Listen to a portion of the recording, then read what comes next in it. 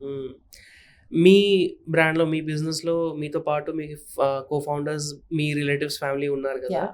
So, అలాంటప్పుడు ఎలా handle జేస్తారు? కాన్‌ఫ్లిక్ట్స్ రాకుండా, డిసగ్రీమెంట్స్ ఉన్నప్పుడు కానీ, నెక్స్ట్ బిజినెస్ ఒక కీ డెసిషన్ తీసుకోవాలి అంటే how do you handle? Luckily మేము ముగ్గురం కో-ఫౌండర్స్ ఉన్నాము. మా హ్మ్. ముగ్గురు strengths are different. My okay. Core domain is medical knowledge, product operations. హ్మ్.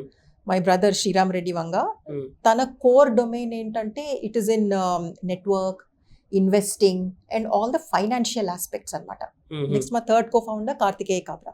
తన డొమైన్ ఇస్ కంప్లీట్లీ మార్కెటింగ్. హ్మ్.